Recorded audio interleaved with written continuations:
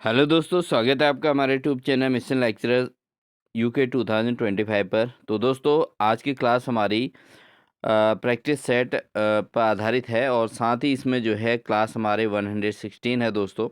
इससे पहले क्लास जो हमारी आई थी 115, वो बहुत इंपॉर्टेंट क्लास थी। आप अगर उसको नहीं देखे हैं तो प्ले लिस्ट में जाके ज़रूर वॉच कर लीजिएगा। साथ ही आज की क्लास में भी विशेष क्वेश्चन इसमें रखे गए हैं दोस्तों। तो क्वेश्चन नंबर 31 से हम स्टार्ट करने वाले हैं। बहुत महत्वपूर्ण प्रश्न हैं, तो बिना स्किप किए पूरी क्लास जरूर वॉच कीजिएगा। साथ ही चैनल पर नए हैं तो चैनल को सब्सक्राइब कर लीजिएगा, बेल आइकन दबा कर ऑल नोटिफिकेशन ऑन कर लीजिएगा, क्योंकि आपको लगातार इसी प्रकार की क्लासेस हमारे चैनल के माध्यम से देखने को मिलने वाली हैं। साथ ही जिन अभ्यर्थियों ने भी मेंबरशिप ज्वाइन नहीं की है वो ज्वाइन कर लीजिएगा। प्रैक्टिस सेट की बहुत सामान्य सी मेंबरशिप है। तो बिना देरी किए हुए स्टार्ट करते हैं आज की क्लास को। तो पहला क्वेश्चन है दोस्तों, निम्नलिखित में से किसका संबंध हरिवंश राय बच्चन से है? तो हरिवंश राय बच्चन के कौन कौन से इसमें से रचनाएं हैं? तो रसवंती, आनंद दर्शन, विषाद काव्य या मधु काव्य। तो इनमें से किनका संबंध हरिवंश राय बच्चन से है? तो अगर हम यहाँ पे देखें दोस्तों, हरिवंश राय बच्चन की जो है एक तो विषाद काव्य है, ठीक है, और एक है मधु काव्य, ठीक है। तो हरिवंश राय बच्चन के इसमें दो हैं। तो इसका जो सही आंसर है विषाद काव्य और मधु काव्य किसकी रचनाएं हैं? ये हरिवंश राय बच्चन की हैं। तो इस आधार पर देखें तो ऑप्शन नंबर 4 इसका सही आंसर हो जाएगा दोस्तों, ठीक है। तो आई होप आपको सबको समझ में आ रहा होगा। लगातार हमारी क्लासेस मिल रही हैं आपको, और आपके अधिकांश अभ्यर्थी को हमको जो है प्यार मिल रहा है। तो ये आप लगातार बने रहें। बढ़ते हैं अगले प्रश्न की ओर। अगला प्रश्न है दोस्तों, निम्नलिखित में से कौन जनवादी कवि हैं? तो जनवादी कवि के तौर पर किन्हें जाना जाता है? पहले हैं धूमिल, धर्मवीर भारती, कुंवर नारायण या कुमार विकल। तो दोस्तों, जनवादी कवि के तौर पर किन्हें जाना जाता है? तो ये हैं दोस्तों आपके, एक तो धूमिल हैं जिनको जनवादी कवि के तौर पर जाना जाता है। धूमिल को जनवादी कवि के तौर पर जाना जाता है। और साथ ही दोस्तों इसमें जो अन्य कवि हैं वो हैं कुमार विकल। कुमार विकल और धूमिल, ये दोस्तों जो है जनवादी कवि के रूप में जाने जाते हैं। इसको आप नोट कर लीजिएगा, बहुत इंपॉर्टेंट प्रश्न है, प्रीवियस पेपर में आया हुआ है, ठीक है। बढ़ते हैं अगले प्रश्न में। क्वेश्चन नंबर 33 है दोस्तों, निम्नलिखित में से कौन सी कहानी प्रेमचंद्र द्वारा रचित नहीं है? प्रश्न को आराम से पढ़ें दोस्तों, ठीक है। कौन सा नहीं है पूछा गया है। तो इसमें से कौन से नहीं है वो पूछा गया है, जैसे पिसनहारी का कुआं, पर्दा, मनोवृत्ति और प्रतिध्वनि। ये चार आपको दिए गए हैं, और कौन सी कहानी इसमें से प्रेमचंद की नहीं है? तो दोस्तों इसमें अगर देखें तो इसमें एक तो पर्दा, पर्दा जो है ये कहानी प्रेमचंद की नहीं है। और दूसरा दोस्तों है प्रतिध्वनि। प्रतिध्वनि जो कहानी है ये भी प्रेमचंद्र द्वारा रचित नहीं है। तो इसके आधार पर अगर देखें तो ऑप्शन नंबर 1 इसका बिल्कुल सही आंसर हो जाएगा। तो ऑप्शन नंबर 1 इसका सही आंसर है दोस्तों, ठीक है। पर्दा और प्रतिध्वनि ये प्रेमचंद की नहीं है। इसके अलावा अगर हम बात करें मनोवृत्ति, मनोवृत्ति प्रेमचंद की रचना है दोस्तों, ठीक है। और साथ ही पिसनहारी का कुआं, ये भी प्रेमचंद्र द्वारा रचित है, ठीक है। तो इस चीज़ का ध्यान दें दोस्तों कि एग्जाम में क्या पूछा गया है, यस नो किस चीज़ का पूछा गया है, इस चीज़ को आप ध्यान दें। बढ़ेंगे अगले प्रश्न की ओर। अगला क्वेश्चन है, निम्नलिखित में से कौन से पात्र जैनेन्द्र द्वारा रचित उपन्यासों के हैं? तो जैनेन्द्र द्वारा रचित जो उपन्यास हैं उनमें कौन कौन से पात्र रहे हैं? सत्यधन, श्रीकांत, रामेश्वर और जितेन, ठीक है। तो कौन से पात्र जैनेन्द्र द्वारा रचित उपन्यासों के हैं ये बताना है। तो इसको अगर हम देखें तो इसमें दोस्तों एक तो सत्यधन है, ठीक है, सत्यधन है इसमें।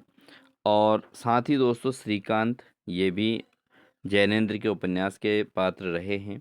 और साथ ही इसमें जो हैं जितेन, जितेन भी दोस्तों ये जैनेन्द्र द्वारा रचित उपन्यासों के पात्र रहे हैं। रामेश्वर दोस्तों इसके पात्र नहीं रहे हैं। तो बाकी सब तीनों इसमें सही हैं। तो इस आधार पर ऑप्शन नंबर 3 इसका सही आंसर हो जाएगा दोस्तों। बढ़ेंगे क्वेश्चन नंबर 35 की ओर। क्वेश्चन है दोस्तों, निम्न में से कौन से निबंध संग्रह हरिशंकर परसाई द्वारा रचित है? तो कौन सा निबंध संग्रह ऐसा है जो हरिशंकर परसाई द्वारा रचित है? अपनी अपनी बीमारी, अंगद का पाँव, हंसते हैं रोते हैं, बबूल और कैक्टस। तो ये कौन से, इनमें से कौन से हरिशंकर परसाई द्वारा रचित हैं? तो इनमें से अगर देखें तो दोस्तों हरिशंकर परसाई के कौन कौन से, एक तो अपनी अपनी बीमारी, ये हरिशंकर परसाई द्वारा रचित है। और साथ ही दोस्तों हंसते हैं रोते हैं, हंसते हैं रोते हैं, ये हरिशंकर परसाई का निबंध संग्रह है। ठीक है, अपनी अपनी बीमारी और हंसते हैं रोते हैं, यही दो जो है हरिशंकर परसाई द्वारा रचित निबंध संग्रह है। तो इस आधार पर देखें तो ऑप्शन नंबर फर्स्ट इसका सही आंसर हो जाएगा। ठीक है, फर्स्ट ऑप्शन सही है। दोस्तों अगर आपको इसकी पीडीएफ चाहिए तो आप हमारी टेलीग्राम चैनल को ज़रूर ज्वाइन कर लीजिएगा।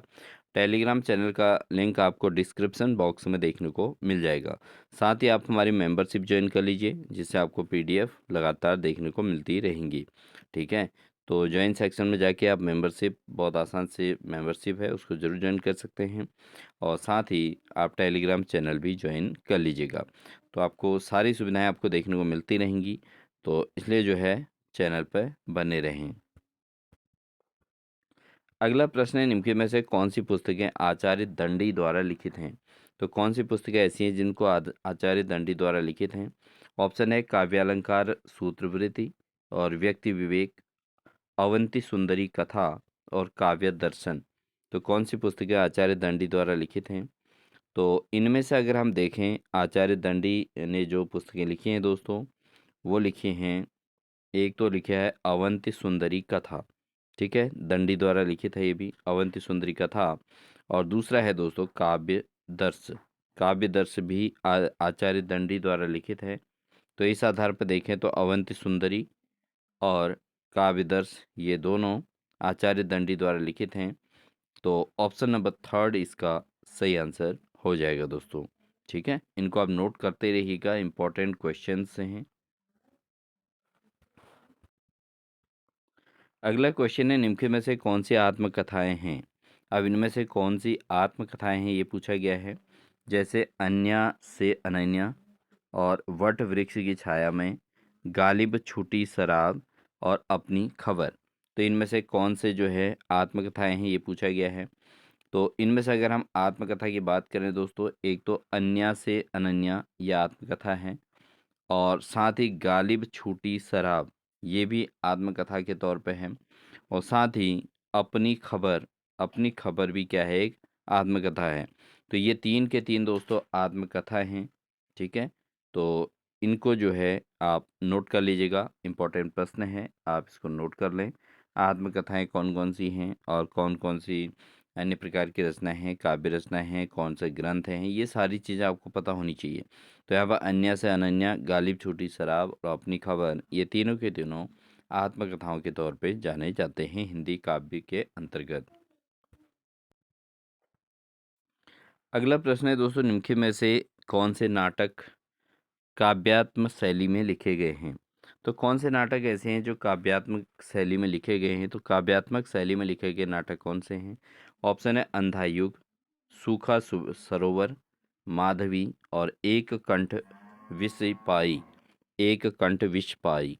तो नीचे दी गई कूट में सही उत्तर को चुनिए, ये कहा गया है। तो अगर हम इसमें देखें तो दोस्तों इसमें से कौन से नाटक काव्यात्मक शैली में लिखे गए हैं? तो पहला है अंधायुग, ये काव्यात्मक शैली में लिखा गया है। सूखा सूबेदार, सूखा सरोवर, सॉरी दोस्तों, तो यहाँ पर सूखा सरोवर जो है ये भी काव्यात्मक शैली में लिखा गया है। अंधायुग, सूखा सरोवर, और साथ ही दोस्तों एक कंठ विष पाई, एक कंठ विष पाई, ये भी काव्यात्मक शैली में लिखा गया है। तो इसका अगर हम देखें तो ऑप्शन नंबर 2 इसका सही आंसर होगा। हालांकि यहाँ पर आपको कूट पर ज़्यादा ध्यान नहीं देना है, आपको ध्यान देना है कि यहाँ से क्या चीज़ें पूछी गई हैं। तो यहाँ पर अंधा युग काव्यात्मक शैली में है, सूखा सरोवर काव्यात्मक शैली में है, और एक कंठ विष पाई ये भी नाटक जो है काव्यात्मक शैली में लिखा गया है। अगला क्वेश्चन है, लक्षणाशक्ति के लिए कौन से कथन आवश्यक हैं। अब लक्षणाशक्ति के लिए कौन से कथन आवश्यक हैं पूछा गया है। तो यहाँ पर अगर हम देखें तो दोस्तों इसमें क्या है कि मुख्यार्थ या वाच्यार्थ की भाषा बाधा और लक्ष्यार्थ या मुख्यार्थ से संबंधित होना, मूल में रुचि का अभाव, रूढ़ि का अभाव और सांकेतिक अर्थ में किसी तरह की बाधा न होना। तो लक्षणाशक्ति के लिए कौन सा कथन आवश्यक है।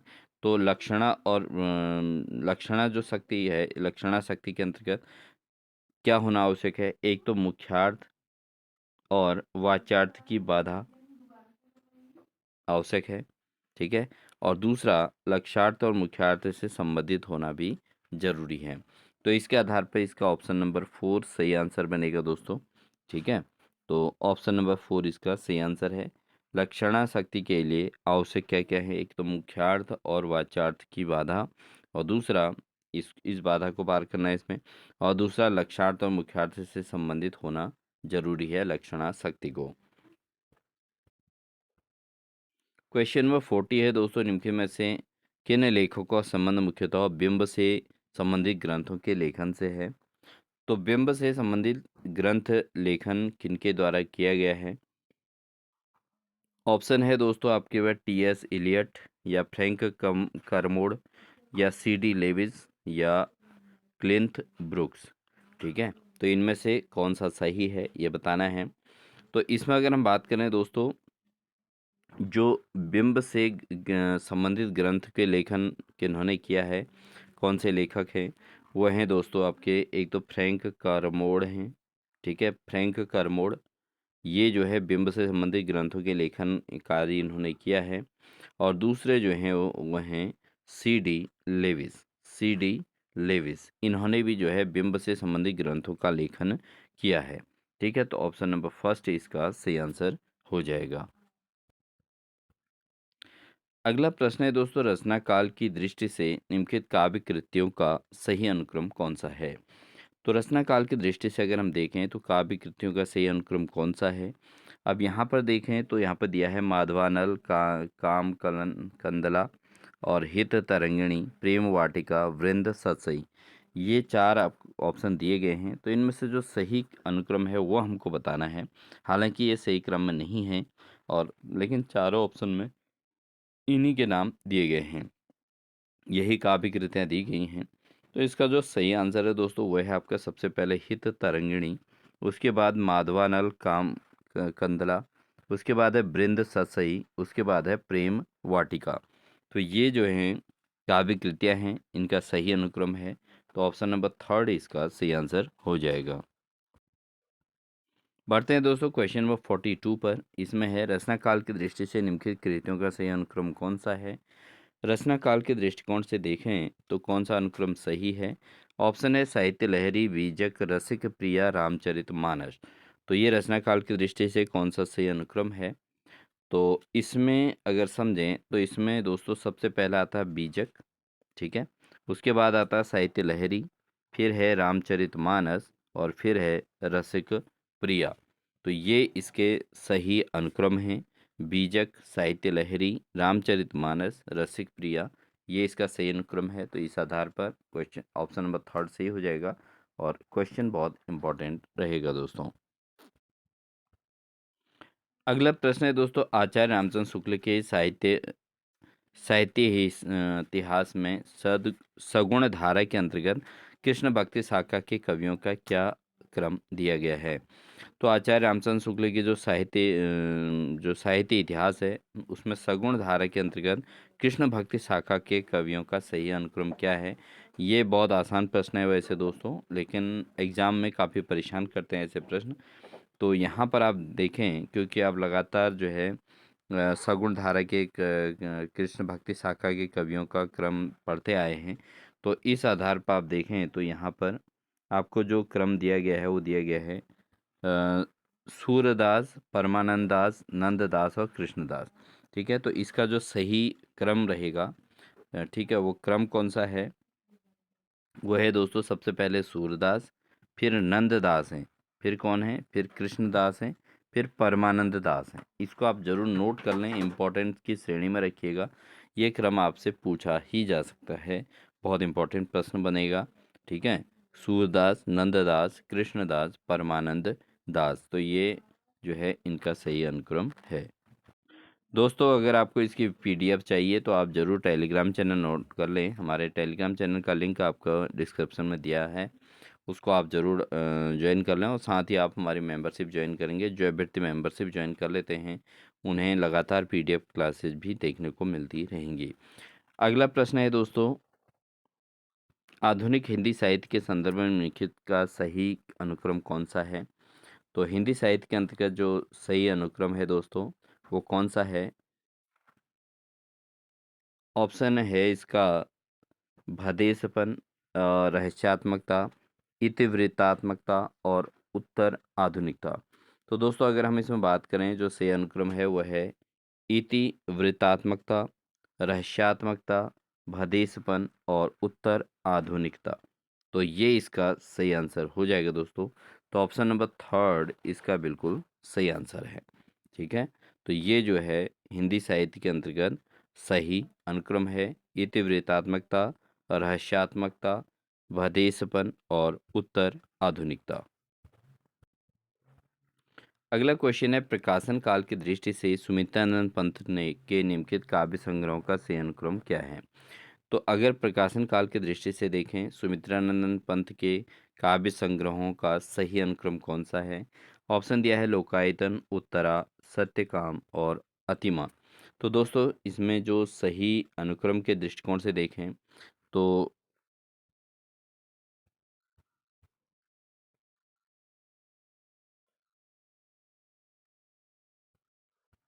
सही अनुक्रम है दोस्तों, सबसे पहले उत्तरा है, उसके बाद अतिमा है, फिर लोकायतन है, फिर सत्यकाम है।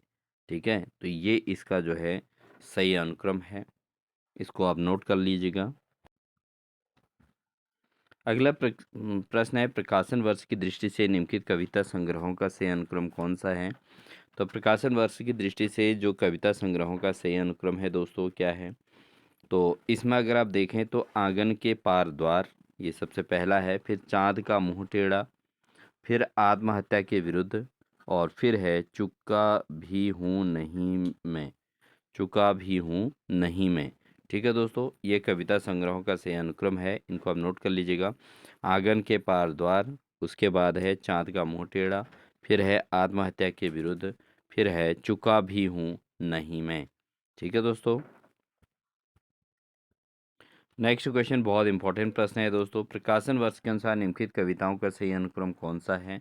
तो इसमें जो कविताएं दी गई हैं ये प्रश्न इंपॉर्टेंट बनता है दोस्तों, क्योंकि हमने देखा प्रीवियस क्वेश्चन पेपर में ये आया हुआ है। तो इस बार 300 क्वेश्चंस होने हैं, तो बहुत डीप आपको स्टडी करनी है, तो कुछ भी छोड़ने लायक नहीं है दोस्तों। ठीक है, इंपॉर्टेंट प्रश्न हैं, इसलिए नोट करते रहिएगा। प्रकाशन वर्ष के अनुसार निम्न की कविताओं का सही अनुक्रम कौन सा है? ऑप्शन है सरोज स्मृति, ब्रह्म राक्षस, परिवर्तन और बाघ। तो किसका प्रकाशन पहले हुआ है उसके अकॉर्डिंग आंसर देना है। तो सबसे पहले बात करें तो परिवर्तन, और फिर है सरोज स्मृति, फिर है ब्रह्म राक्षस और फिर है बाघ। ठीक है, तो इसके दृष्टिकोण से जो है ऑप्शन नंबर सेकंड ही इसका सही आंसर है, परिवर्तन, सरोज स्मृति, ब्रह्म राक्षस और फिर है बाघ। तो ये इनका जो है सही अनुक्रम है, तो ऑप्शन नंबर 2 इसका सही आंसर हो जाएगा दोस्तों।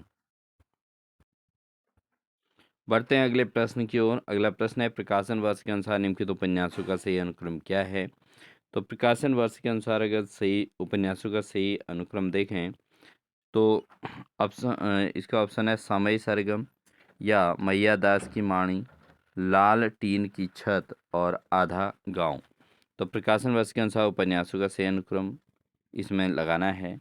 तो इसमें अगर हम बात करें तो सबसे पहले आधा गांव है दोस्तों। ठीक है, पहले नंबर पर आधा गांव, फिर है लाल टीन की छत, ये दूसरा है, फिर मैया दास की माणी, ये थर्ड है, और फिर समय सरगम, ये चौथा है। तो इस आधार पर ऑप्शन नंबर 2 इसका बिल्कुल सही आंसर बनता है। बढ़ेंगे दोस्तों अगले प्रश्न में। अगला प्रश्न है, प्रकाशन वर्ष के अनुसार निम्नलिखित कहानियों का सही अनुक्रम कौन सा है? तो कहानियों का अनुक्रम पूछा गया है। पहला है फांसी, शरणार्थी, एक और जिंदगी, मांस का दरिया। तो इनमें से किसका प्रकाशन पहले हुआ है, क्रमानुसार बताना है।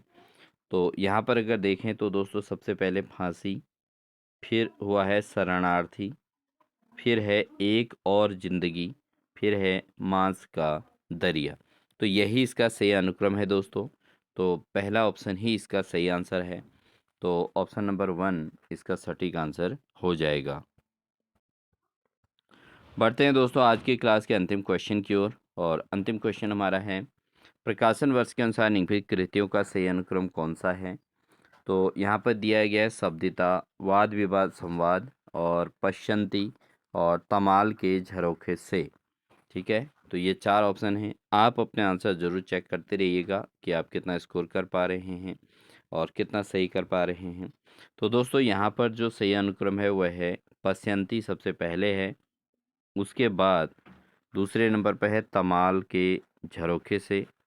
ठीक है, फिर उसके बाद टर्न है वाद विवाद संवाद, ये तीसरा है, और शब्दिता यह है चौथा। ठीक है, तो अगर इस हिसाब से देखें तो इसका ऑप्शन नंबर सेकंड सही बनेगा, पश्यंती तमाल के झरोखे से, वाद विवाद संवाद और शब्दिता। तो दोस्तों ये थी हमारी आज की क्लास। आई होप आपको हमारी क्लास अच्छी लगी होगी, और क्लास अच्छी लगी तो वीडियो को लाइक कर दीजिएगा, और साथ ही चैनल पर नए हैं तो चैनल को सब्सक्राइब कर लीजिएगा। साथ ही बेल आइकन दबाकर ऑल नोटिफिकेशन ऑन कर लीजिएगा, जिससे आपको लगातार इसी प्रकार की क्लासेस हमारे चैनल के माध्यम से देखने को मिलती रहेंगी। और जिन भी अभ्यर्थियों ने अभी हमारे टेलीग्राम चैनल ज्वाइन नहीं किया है वो ज़रूर इसके डिस्क्रिप्शन में जाके टेलीग्राम चैनल का लिंक ज़रूर ज्वाइन कर लीजिएगा। और जिन्होंने अभी मेंबरशिप ज्वाइन नहीं की हो, बहुत आसान सी मेंबरशिप ज़रूर ज्वाइन कर लीजिएगा। तो इसी प्रकार के अपडेट्स और पीडीएफ्स के लिए आप टेलीग्राम पर ज्वाइन कीजिएगा, मेंबरशिप ज्वाइन कर लीजिएगा, आपको पीडीएफ भी मिलती रहेंगी, और साथ ही आपको लगातार क्लासेस भी अपडेटेड मिलती रहेंगी। तो मिलते हैं आपको नेक्स्ट क्लास के साथ दोस्तों, तब तक के लिए अपना ध्यान रखें और अपनी तैयारी सुचारू रूप से करते रहिएगा। Wish you all the best.